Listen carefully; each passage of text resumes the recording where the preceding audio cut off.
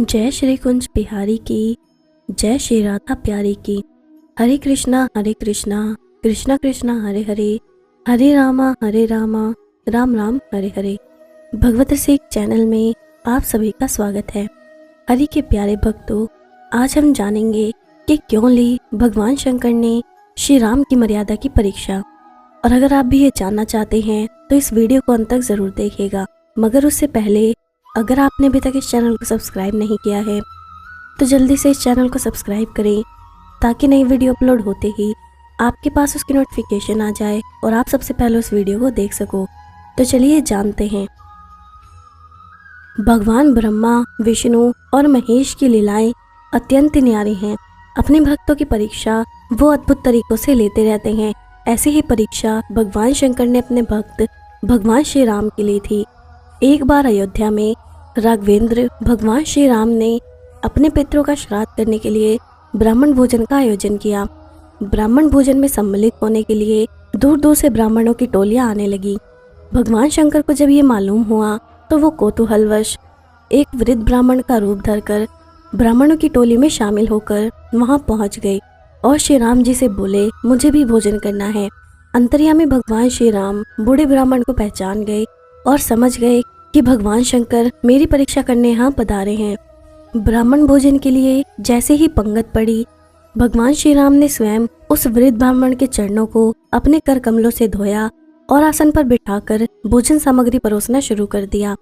छोटे भाई लक्ष्मण जी भगवान शंकर को जो भी वस्तु परोसते, शंकर जी से एक ही ग्रास में खत्म करते। उनकी पत्तल पर कोई सामान बचता ही नहीं था।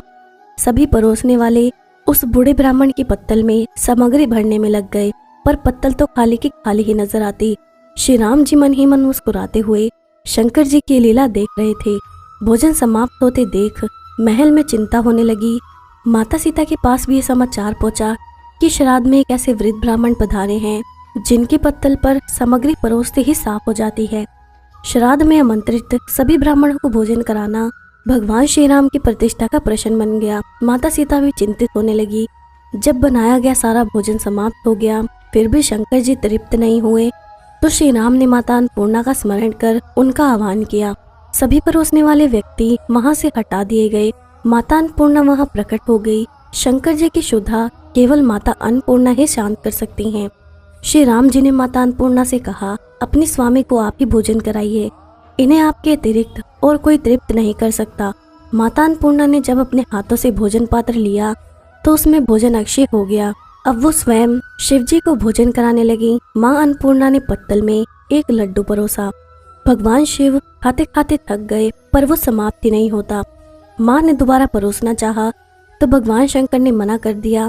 शंकर जी हंसते हुए डकार लेने लगे और बोले, तुम्हें आना पड़ा, अब तो मैं तृप्त हो गया। माँ अन्नपूर्णा काशी की अधीश्वरी हैं, इसलिए वहाँ एक कहावत प्रचलित है, बाबा बाबा सब कहें, माई कहे ना कोई, बाबा के दरबार में माई कहे सो होए।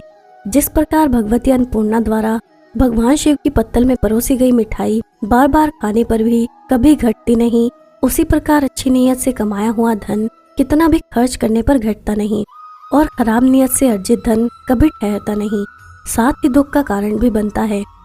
सत्यता और ईमानदारी से कमाया गया धन कभी घटता नहीं और चोरी, बेईमानी और अन्य गलत तरीकों से कमाए हुए धन की बरकत भी वैसी ही होती है। इसलिए अच्छे धन की अच्छी बरकत होती है। अब शंकर जी श्री राम जी से बोले, मैं इतना खा गया हूँ कि मुझसे अपने आप उठा नहीं जा रहा, मुझे जरा उठाओ।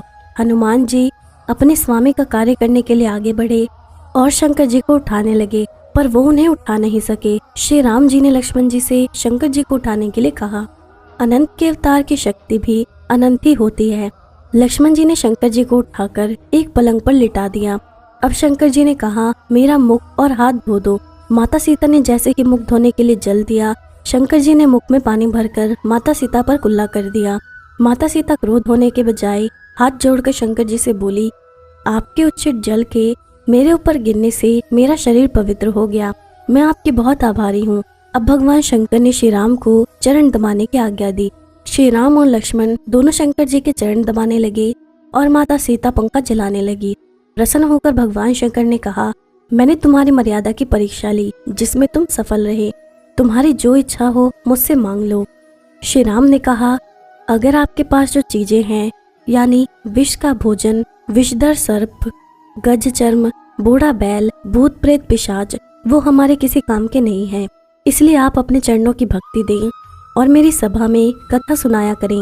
तब से शंकर जी राम सभा के कथावाचक बन गए और पूर्व कल्पों के कथाएं सुनाया करते थे। तो इस प्रकार भगवान शंकर ने श्री राम की मर्यादा की परीक्षा ली। तो चलिए अब जानते हैं कि परमात्मा किसका ध्यान करते हैं। महाभारत में आता है कि एक बार उद्धव श्री कृष्ण के महल में पहुंचे। उद्धव ने उनके महल में श्री कृष्ण को चारों ओर ढूंढा, श्री कृष्ण का कहीं पता नहीं चला। उद्धव ने पहरेदारों से पूछा, प्रभु कहाँ गए? पहरेदारों ने कहा, अभी वो पूजा कक्ष में ध्यान कर रहे हैं। उद्धव चकित हुए कि प्रभु को भी ध्यान करने की आवश्यकता पड़ती है क्या? वो पूजा कक्ष की ओर बढ़े। पूजा कक्ष में जब पहुंचे तो श्री कृष्ण ने उनकी आहट को सुनकर अपनी आंखें खोल दी। उद्धव की ओर मुस्कुराकर देखा और उठकर स्वागत किया। उद्धव ने कहा, प्रभु आप किसका ध्यान कर रहे थे? श्री कृष्ण बोले, छोड़ो इन बातों को, बताओ कैसे आना हुआ। चलो बैठते हैं, बहुत दिन के बाद आए हो। दोनों में दोस्ती भी थी। श्री कृष्ण तो उन्हें मित्रवत प्यार करते थे, परंतु उद्धव जी उनके ईश्वर स्वरूप से परिचित थे और उनके चरणों में प्रेम और भक्ति रखते थे। श्री कृष्ण उन्हें अपने कक्ष की ओर ले चलने लगे। उद्धव ने कहा, प्रभु आप बताइए कि आप किसका ध्यान कर रहे थे? तब श्री कृष्ण ने अपनी आंखें नीचे करते हुए कहा, तुम्हारा। उद्धव ने कहा, मेरा? भगवान की आंखों में प्रेम का सागर तैर गया। उन्होंने कहा, तुम भी तो अहिर्निश मेरा ध्यान करते रहते हो। तुम्हारे दिल से भी तो मैं एक पल के लिए भी ओझल नहीं होता। तुम मेरे प्यार में पागल हो तो स्वाभाविक है मैं भी तुम्हारे प्यार में पागल हो जाऊंगा। तुम मेरा ध्यान करते हो तो स्वाभाविक है मैं भी तुम्हारा ध्यान करता हूँ। भगवान की भक्त वत्सलता देखते उद्धव फूट फूट कर रो पड़े। सोचो, भगवान जिस जीव का ध्यान करते हो उस जीव का भला कैसे कोई बाल बाका कर सकता है। इसलिए तो सदगुरु कबीर ने कहा है, जाप मरे अजपा मरे, अनहद हूँ मेरी जाए, राम स्नेही ना मरे, कहे कबीर समझाए। जब तप इत्यादि करने वाले मर सकते हैं, परंतु राम से प्रेम करने वाले कभी नहीं मरते, क्योंकि अविनाशी राम के हृदय में भक्त का वास होता है और जो अविनाशी के हृदय में बसता है वो भी अविनाशी हो जाता है। इसी को तो सदगुरु कबीर साहब ने कहा है, राम मरे तो हम मरे, नातर मरे बलाए, अविनाशी का चेतवा मरे न मार जाए। हम न मरे मरही संसार, हमको मिला जियावन हार, हरि मरही तो हम हूँ मरही, हरि न मरे हम काहे को मरही। अगर राम मरेगा तो मैं मर जाऊंगा, अगर राम नहीं मरती तो मैं कैसे मरूंगा। अविनाशी का अंश, अविनाशी का भक्त, अविनाशी का प्रेमी ना मरता है ना मारा जाता है। हम लोगों के हृदय में राम के प्रति जितनी एकनिष्ठता होनी चाहिए उतनी नहीं हो पाती। हम लोग संसार की वस्तु, व्यक्ति, परिस्थिति इत्यादि को जितना अपना सगा मानते हैं, जितना मोह करते हैं, उतना राम से नहीं कर पाते। राम हमारे लिए टाइम पास की वस्तु है। अगर पूछा जाए कि अरे भाई तुम सत्संग नहीं आते, तुम ध्यान नहीं करते, तुम जब तप नहीं करते, तो हम कहते हैं क्या करें, समय ही नहीं मिलता। मतलब हम जिस राम के हैं उसके लिए हमारे पास समय नहीं है, और जिस संसार में हमारा 2-4 दिन का संबंध है उसके लिए हमारे पास 24 घंटे का समय है। हमने प्रभु को अखबार पढ़ने से भी ज्यादा महत्वहीन समझा है। हमने प्रभु को अपने दोस्त यारों से गप्पेबाजी करने से भी ज्यादा महत्वहीन समझा है। हमने प्रभु को टीवी सीरियल और मन बहलाव के अन्य साधनों में डूबने से भी ज्यादा महत्वहीन समझा है। धन हमारे लिए महत्वपूर्ण है, पद हमारे लिए महत्वपूर्ण है, परिवार हमारे लिए महत्वपूर्ण है। इन सब से अगर समय बचेगा तो हम राम के बारे में सोचेंगे, वो भी इसलिए जिससे कि हमारा धन बना रहे, हमारा परिवार से लंबे समय तक संबंध बना रहे, हमारा पद अक्षुण हो। राम से प्रेम राम के कारण नहीं है, राम हम लोगों का असली मालिक है। पर अगर दुनिया के लिए राम को भी छोड़ना पड़े तो हम छोड़ने में कोई देरी नहीं करेंगे। दुनिया में किसी देवी देवता, तंत्र मंत्र, परी ओलिया, किसी के पास इतनी ताकत नहीं है जो राम की इच्छा के बिना किसी को कुछ दे दे। भगवान श्री कृष्ण भी गीता में कहते हैं, भूतों देवताओं पितरों को पूजने वाले उसी फल को पाते हैं जिस फल को मैं निर्धारित करता हूँ। भूत भी किसी को तभी दे सकता है जब राम देने को सहमत हो, देवता भी किसी को तभी दे सकते हैं जब राम देने का समर्थन करें। ग्रह या शनि, ये केतु ये राहु आपके मित्र तभी बन सकते हैं जब इन्हें राम आपका मित्र बनाना चाहते हो। प्रभु की सृष्टि में कुछ भी मनमाना नहीं चलता। सबके मालिक, सबके स्वामी राम है। आखिर सृष्टि राम का ही तो आज्ञा पालन करती है। अब मैं आपको एक कथा सुनाती हूँ। एक जिज्ञासु इंसान कबीर के पास पहुंचा। उसने कबीर से पूछा, मैं तय नहीं कर पा रहा कि सन्यासी बनूं या फिर गृहस्थ जीवन में जाऊं। अब आप ही बताएं। कबीर ने कहा, जो भी बनो आदर्श बनो। इसके लिए संत कबीर ने उदाहरण के लिए 2 घटनाएं दिखाई। कबीर ने अपनी पत्नी को बुलाया।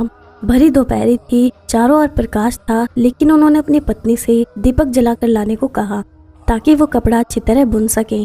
पत्नी दीपक लाई और बिना कुछ बहस किए चली गई। कबीर ने कहा, देखो भाई, गृहस्थ बनना चाहते हो तो परस्पर ऐसे विश्वासी बनना कि दूसरे की इच्छा ही अपनी इच्छा बने। ऐसे गृहस्थ बनो कि तुम्हारे कहने पर घर वाले रात को दिन और दिन को रात मानने को तैयार हूँ, अन्यथा रोज के झगड़ों का कोई फायदा नहीं। इसके बाद कबीर दूसरा उदाहरण जिज्ञासु को देना चाहते थे। इसके लिए वो उसे एक टीले पर लेकर गए।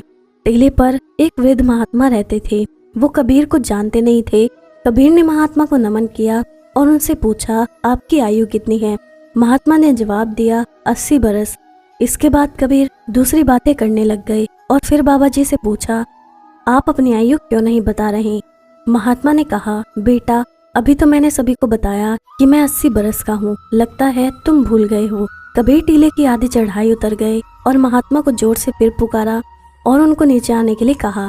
वो हाँफते हाँफते कबीर के पास नीचे चले गए और बुलाने का कारण पूछा तो कहा, एक जरूरी सवाल पूछना भूल गया था, आपकी उम्र कितनी है? महात्मा को कबीर की बातों पर तनिक भी क्रोध नहीं आया और कहा, 80 बरस है, और फिर हंसते हुए वापस लौट गए। कबीर ने कहा, देखा, अगर सन्यासी बनना हो तो ऐसा बनना जिसे क्रोध ना आए।